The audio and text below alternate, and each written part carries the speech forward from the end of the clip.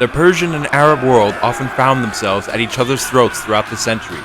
During the Sassanids' reign, the neighboring Bedouin Arab tribe served as a nuisance in Persia's southern Mesopotamian region by continuously raiding coastal towns and villages.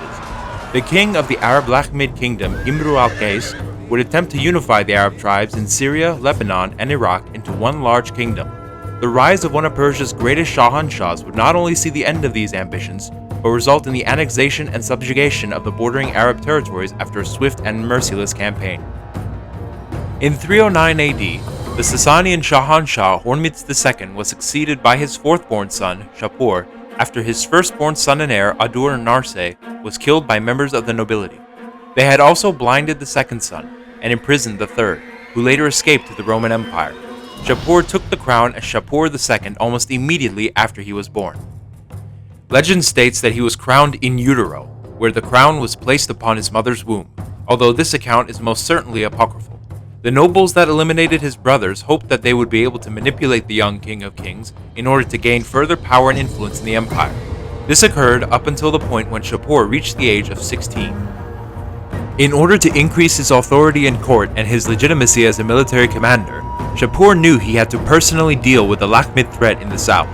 Imru al-Qais had built up his navy and had sent ships from Bahrain across the Persian Gulf to continuously raid the Sasanian homeland of Pars, most notably in the district of Ardashir-Khwara.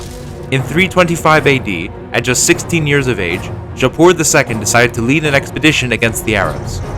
According to future Muslim historian al-Tabari, Shapur handpicked 1,000 elite cavalrymen for the campaign, possibly from the illustrious Pushtikvan bodyguard unit. He began his campaign by winning a victory against the Iyad tribe in Asoristan, and then he crossed the Persian Gulf, reaching Al-Hat, modern Qatif, or present eastern Saudi Arabia. He then attacked the Banu Tamim tribe in the Al-Hajar Mountains. Shapur was reported to be particularly brutal during this campaign by killing large numbers of the Arab population, and had destroyed their water supplies by stopping their wells with sand. After having dealt with the Arabs of eastern Arabia, he continued his expedition into the Syrian desert and western Arabia, where he attacked several cities, possibly reaching as far as Medina. Because of his relentlessly cruel way of dealing with the Arabs, they called him Du al-Aqtaf, translated as he who pierces shoulders. Not only did Shapur II pacify the Arabs of the Persian Gulf, but he also pushed many Arab tribes further into the Arabian Peninsula. Furthermore, he also deported some Arab tribes by force, the Taghlib to Bahrain and Al-Qat, the Banu Abdul Qais and Banu Tamim to Hajar, the Banu Bakr to Kerman, and the Banu Hanzala to a place near Hormiz's Ardashir. The Zoroastrian scripture Bundashin also mentions the Arabian campaign of Shapur II, where it says the following: During the rulership of Shapur, son of Hormizd, the Arabs came. They took Horig Rudbar. For many years with contempt they rushed until Shapur came to rulership. He destroyed the Arabs and took the land and destroyed many Arab rulers and pulled out many numbers of shoulders. In order to prevent the Arabs from making more raids into his territory, Shapur II ordered the construction of a defensive line near Al-Hira, which became known as Wadi Tazigan, or the Wall of Arabs.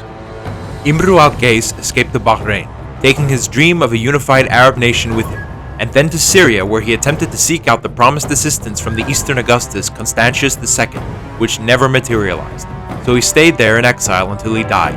With such a decisive campaign, Shapur II proved his military prowess to his subjects, and had managed to establish suzerainty over all of the Persian Gulf and numerous Arab tribes, who now paid homage to the King of Kings and served as his vassals, and would prove to be valuable allies during their constant engagements with the neighboring Roman Empire.